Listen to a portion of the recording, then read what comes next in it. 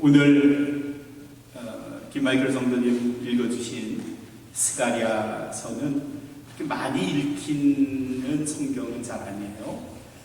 예언서라고 그러죠.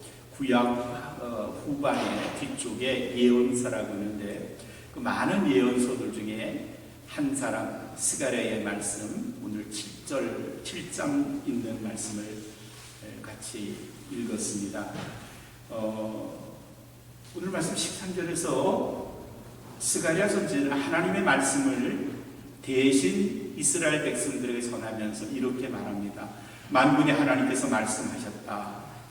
무슨 말씀을 하셨는가 하면 하나님이 이렇게 말씀하셨대요. 너희가 내 말을 듣지 않았으니까 나도 너희 말을 듣지 않겠다.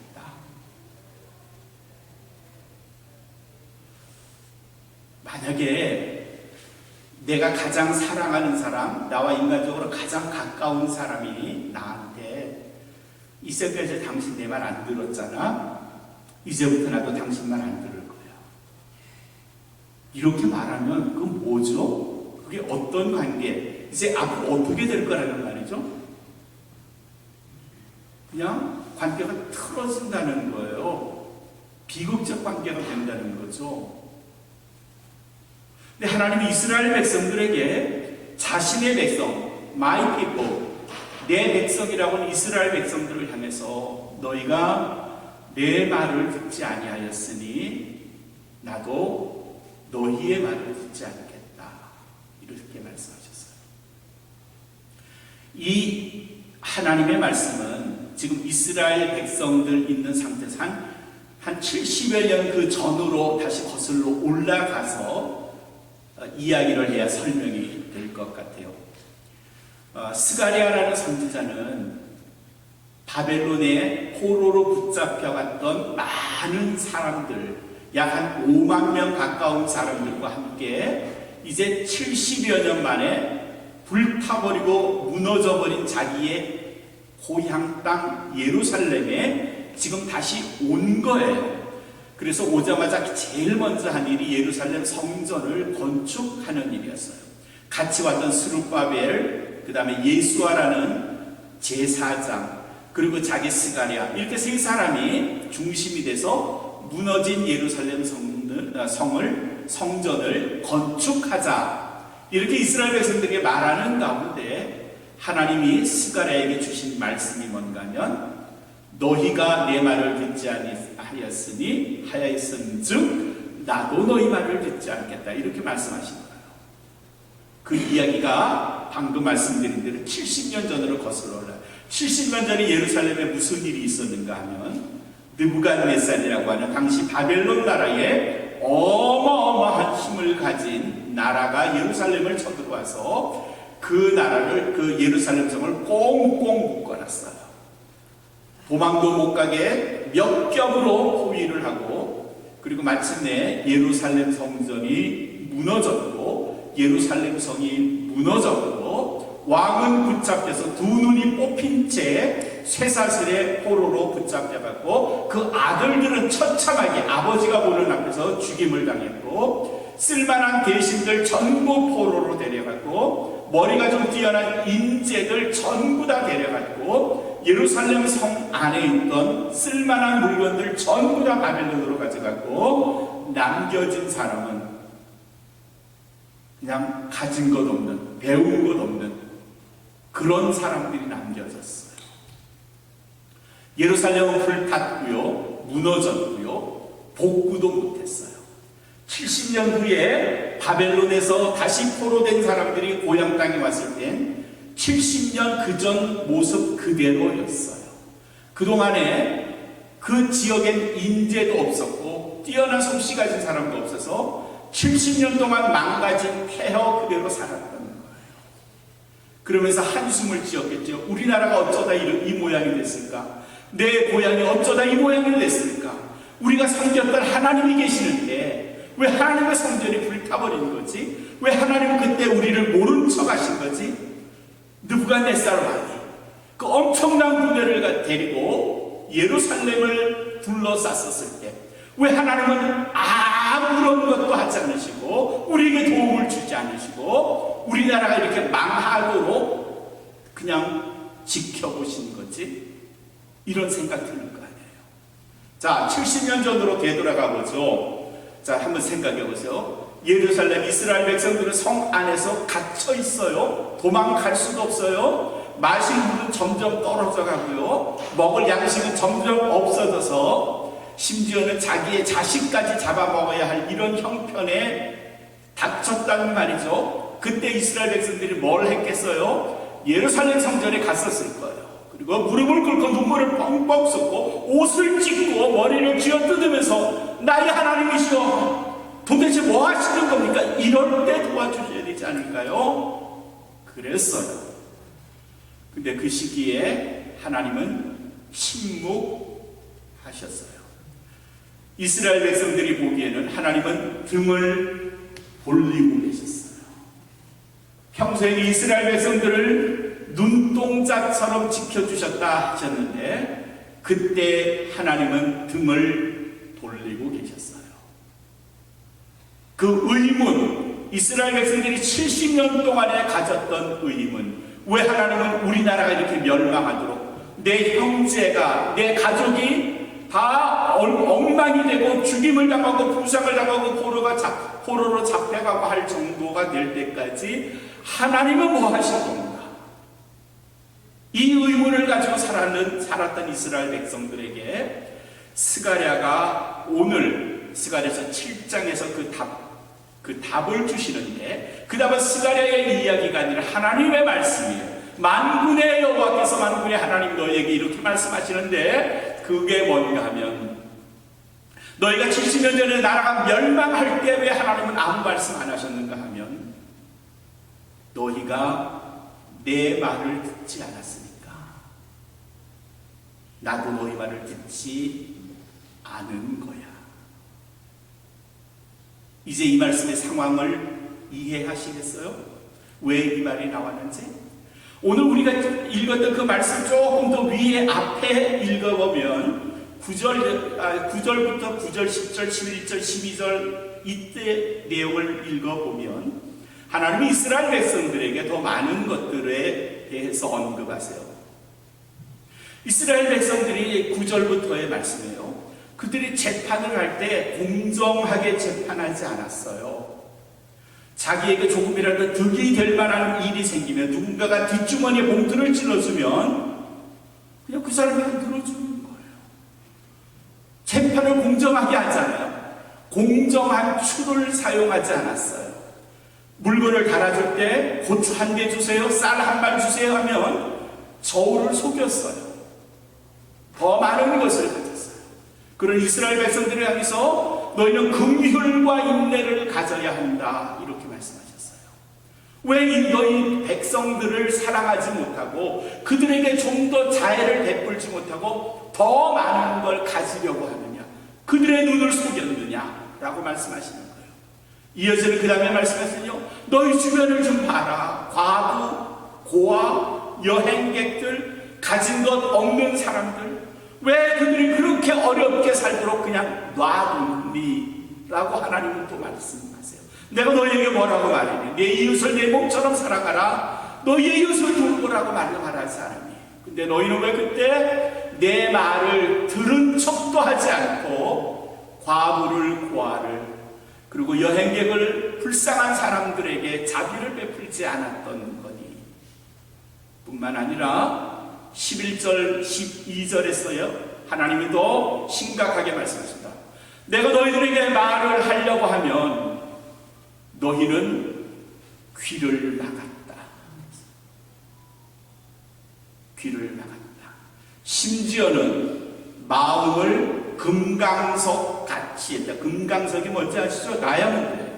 너희 마음이 다이아몬드 같아가지고 내 말이 들어갈 여지가 없더라. 그런 말씀이에요. 그리고 내가 너희에게 말할 때 너희는 나에게 등을 돌리지 않았니?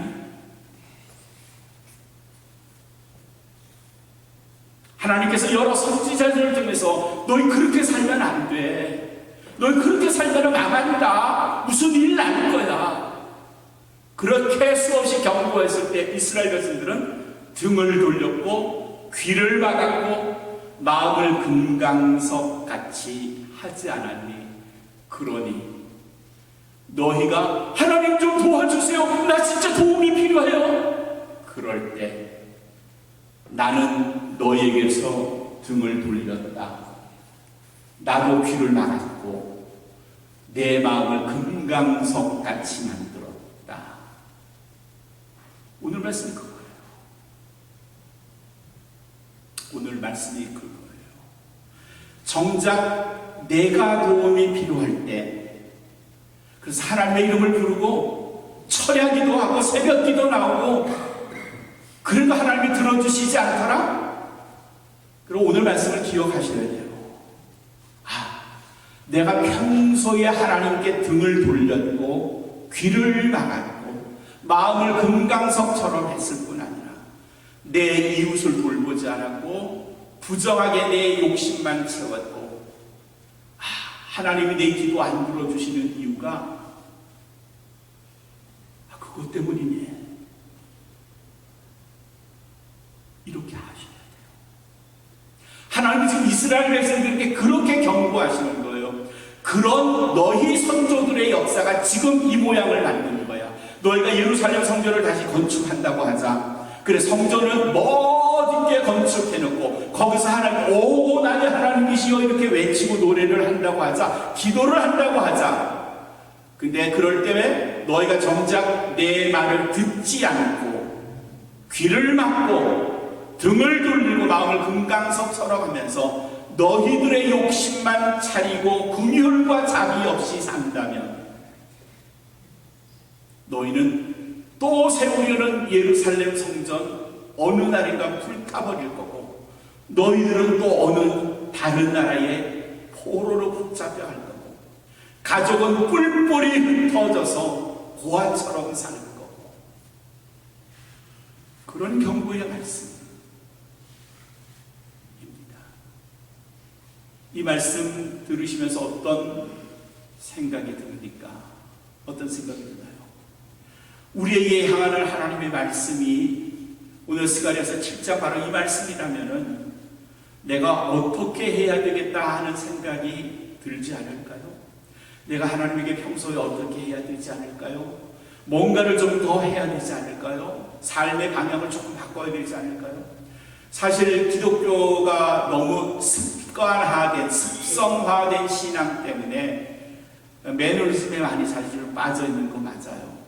그냥 예배도 나와서 그냥 가만히 하는, 졸거나 뭐하거나 그래도 예배에 나오는 게 좋다고는 하지만, 그냥 예배에 참여하면 그냥 나는 이제 그리스도인의 의무를 다 하는 것 같고 내가 어떻게 살아도 상관없는 것처럼 느껴지지만, 매 순간마다 주일부터 토요일까지 접하는 사람들에게, 만나는 사람들에게, 내가 생활하고 있는 많은 사람들에게, 그리고 가깝게 내 가족들에게 내가 하나님의 말씀처럼 살고 있는가?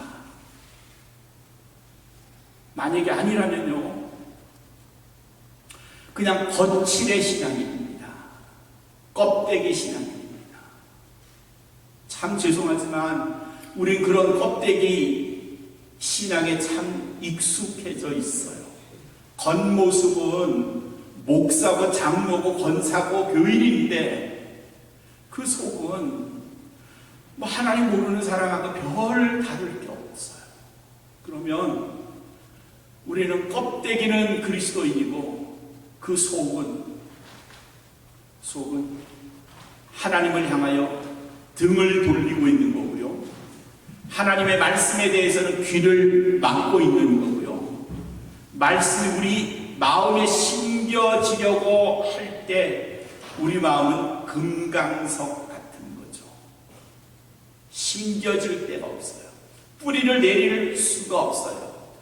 하나님의 말씀이 내 귀에 와서 닿질 않아요.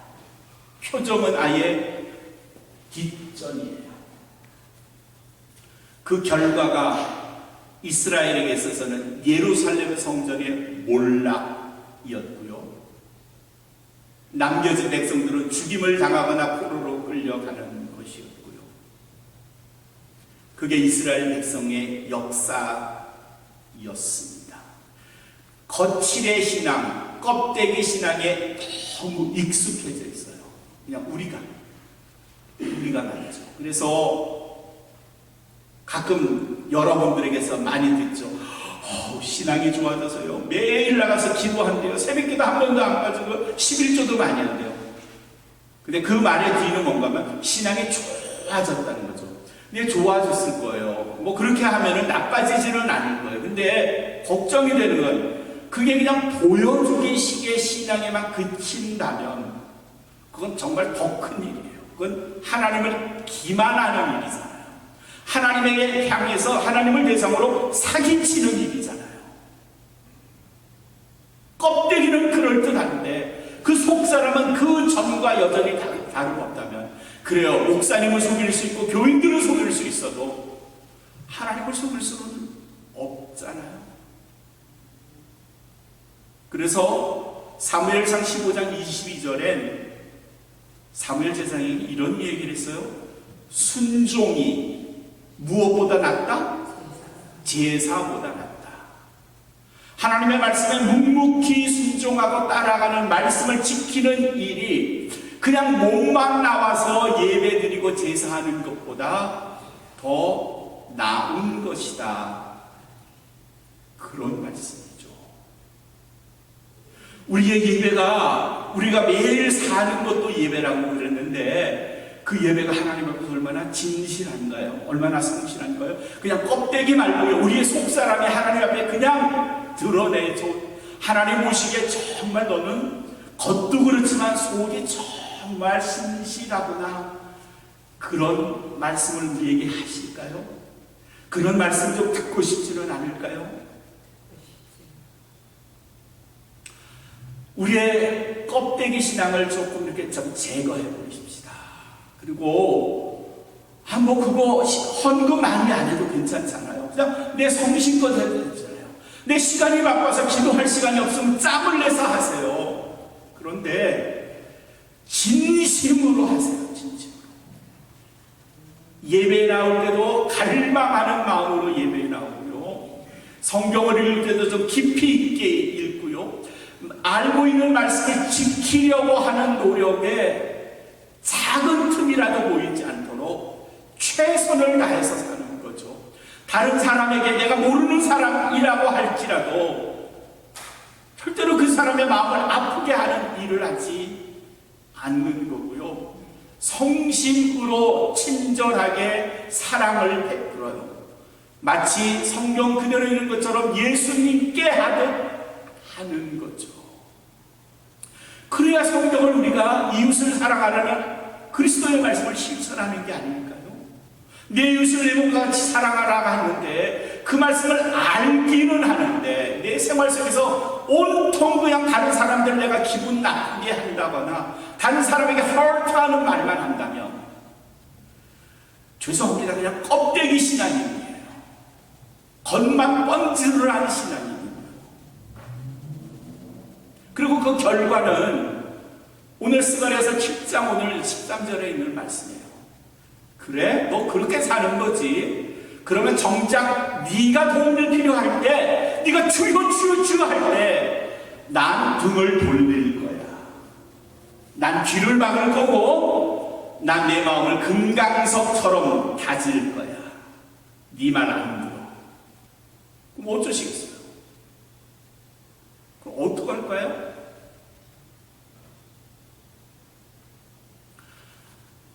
매일매일이 참 전쟁 같다고 해요. 세상이 아주 각박하죠. 그리스도인으로 살기가 참 어렵다고도 말해요. 근데 다 맞는 말이에요. 우리가 그렇다고 인정을 한다고 해도 우리가 똑같이 그들하고 똑같이 살 수는 없잖아요. 그리스도인이라면 조금은 좀 다르게 살아야 하고 조금 다르게 말해야 하고 이해해야 하지 않을까요? 좀 다르게 말이죠. 그리스도께서 하셨던 것처럼 우리도 좀 다르게 말을 해야 되지 않을까요? 다르게 살아야 되지 않을까요? 때로 내가 손해를 볼지언정 근데 말이죠. 그렇게 손해를 보더라도 그게 손해로 끝나지는 않더라고요. 그게 뭔가 다른 역전 상황이 계속 일어나는 건 많은 그리스도인들이 신실하게 살면서 겪는 우리의 그냥 일화고요. 간증이기도 해요. 뭔가 손해 나는 것처럼 느껴지지만 그게 결론은 손해가 아니에요. 그냥 그리스도인처럼 사는 거예요. 말도 그렇게 하고요. 남들이 뭐라 하든 내 겉모습은 어떻든 내가 교회에서 뭐 직분은 형평 뭐 여전히 집사였건 아니면 평신도였건 상관없이 말이죠. 우리의 속사람을 다스리는 거예요. 이유가 뭔가 하면요. 그렇게 하나님 앞에서 내가 진심으로 다가갈 때 결정적으로 내가 하나님의 도움을 필요한 그 순간에 하나님이 나를 향하여 두 팔을 벌려주신다는 거죠. 내 손을 잡으시는 거고요. 내 등을 두드려 주시는 거고요. 그리고 말씀하시죠. 내 사랑하는 딸아, 내 사랑하는 아들아, 걱정하지 마. 네가 나한테 이렇게 진실하게 대했는데 내가 너한테 쌀쌀맞게 너 망해간 걸 내가 볼 것 같으니 그러시지 않겠어요? 열왕기하 20장에 한 왕의 이야기가 나와요. 이사야라는 선지자가 어느 날 하나님의 말씀을 들었어요. 너는 당장 왕을 찾아가라 그랬어요. 그래서 영문도 모른 채 이사야 선지자가 왕을 찾아갔어요. 그래서 왕 앞에 엎드렸죠. 그 왕이 히스기야 왕이었어요. 하나님께서 이렇게 말씀하십니다. 무슨 말씀을 하셨는데? 왕이 곧 죽을 거랍니다. 히스기야 왕이 곧 죽을 거래요. 그 말을 지금 이사야 선지자가 하나님으로부터 듣고 히스기야 왕한테 와서 알려주는 거예요. 히스기야 왕이 그 말을 들으니까 내가 죽는다고? 그래, 내가 지금 죽을지도 모르겠구나. 겁이 벌컥 났죠. 이사야 선지자가 그 말을 하고 궁 밖으로 나갔어요. 그러자 히스기야 왕이 궁 바깥쪽을 보다가 갑자기 벽을 향해서 돌아섰어요. 그리고 두 손을 들어 하나님께 기도했어요. 그 기도의 내용이 뭔가면, 내가 하나님 앞에서 진실과 전심으로 사는 것 하나님 아시지 않습니까? 그러니 하나님 보시기에 내가 선한 인생의 주인공이었다면 하나님 내 기도를 들어주세요. 그렇게 기도했어요. 내가 하나님 앞에서 진실과 전심으로 살지 않았습니까? 내가 하나님 앞에서 언제나 진실하게 살지 않았습니까? 전심, 그의 마음 전체, 그의 인생 전체를 하나님께 드리는 삶을 살았다는 거죠. 하나님 그거 아시지 않습니까? 그래서 하나님 보시기에 내 인생이 선하다면 하나님 한 번 더 기회 주세요. 그 기도를 하나님께서 들으시고 뭐라 그러셨을까요? 야 히스기야야, 네가 내가 말해도 듣지 않았으니까 나도 네 기도 안 들을 거야, 이렇게 하셨을까요? 아니에요. 하나님이 히스기야의 진심을 아셨어요. 그가 얼마나 평소에 하나님 앞에서 진심으로 살았는지, 하나님의 말씀대로 살았는지를 하나님이 아시고 그의 생명을 15년 더 연장해 주셨어요.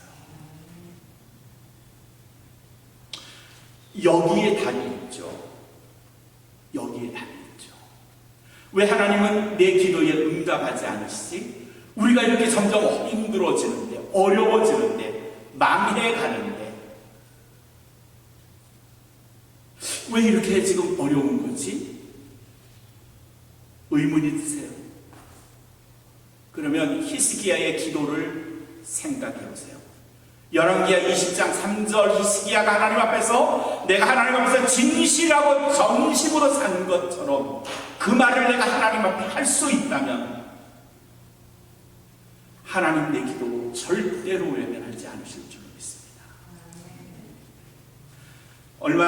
제가 한 두세 달 전에 일기에다가 썼어요. 우리가 지난 2023년 2월 6일에 튀르키예에서 큰 지진이 났죠. 시리아와 튀르키예하고 국경지대에서 엄청나게 큰 지진이 일어나서 자그마치 한 5만여 명이 죽음을 당했어요.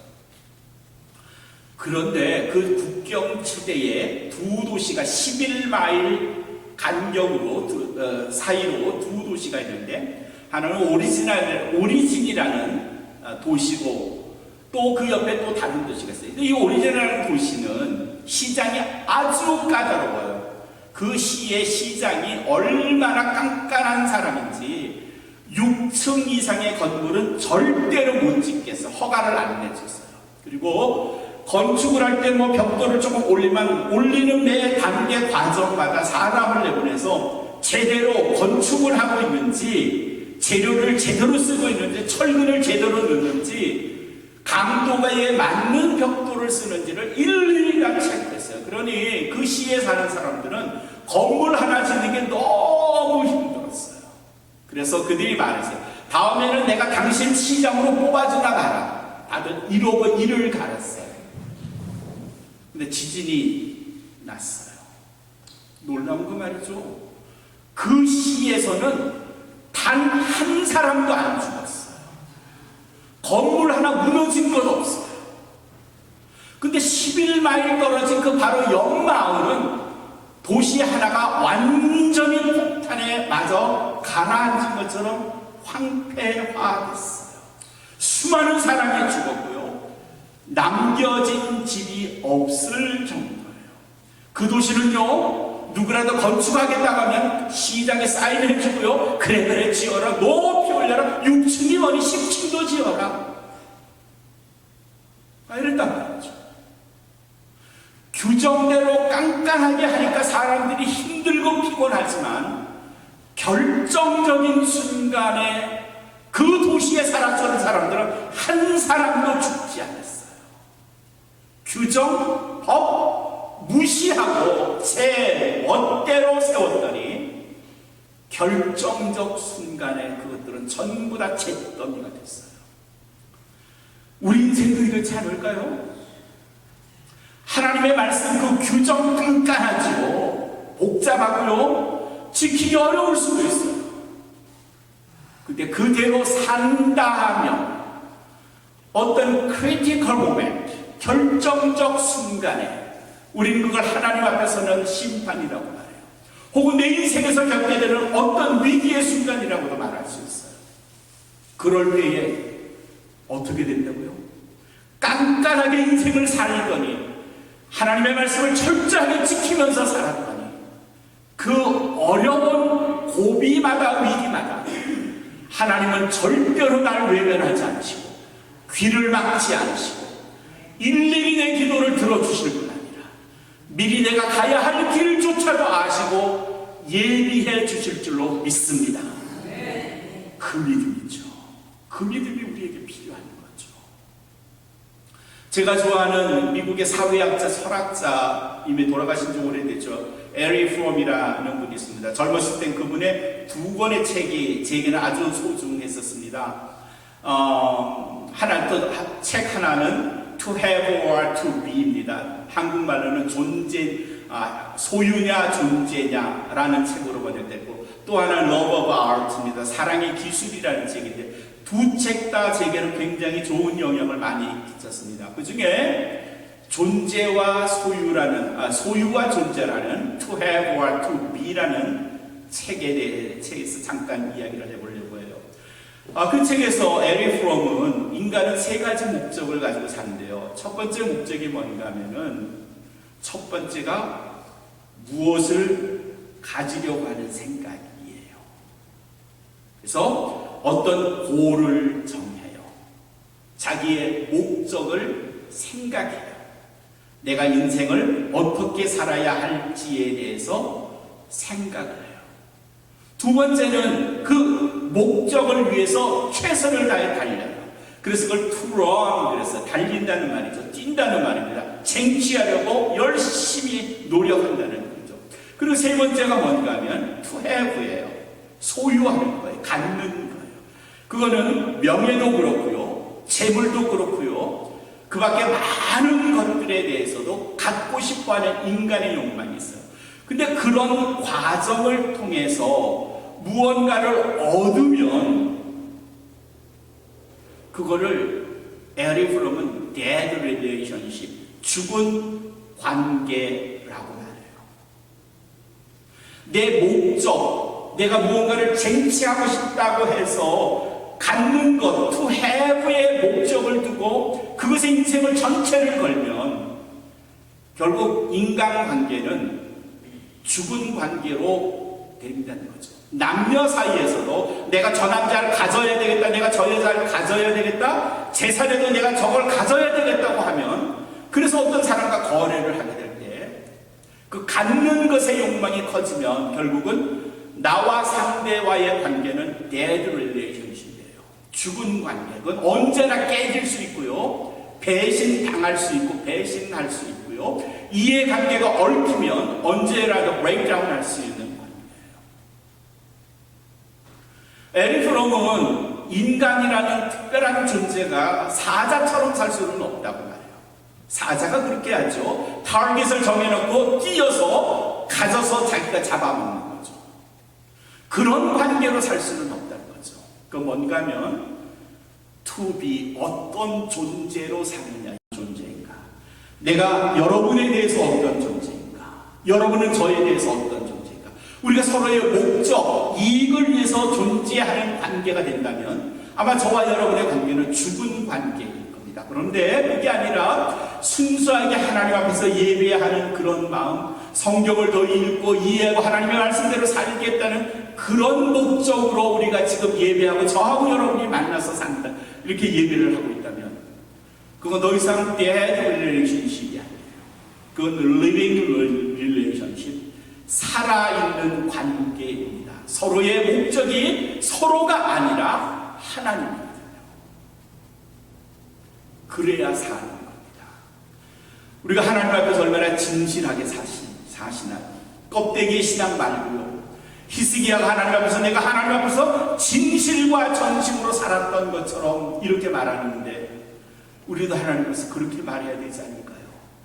그렇게 하지 않으면 언제가 내가 주의 도우심이 필요한 그때 주를 향하여 두 손을 들고 가슴을 찢더라도 하나님이 이렇게 말씀하십니다. 내 말을 너희가 듣지 아니하였은즉 나도 너희의 말을 듣지 아니하리라. 그러면 그 주인공은 결국 불행의 주인공 될 수밖에 없습니다. 사랑하는 성도 여러분, 하나님 앞에서 진실하게 사시고 신실하게 사시고 전심을 다하여 하나님의 말씀을 지켜나가시는 우리 온만교회 모든 성도가 되시기를 주님의 이름으로 축원합니다.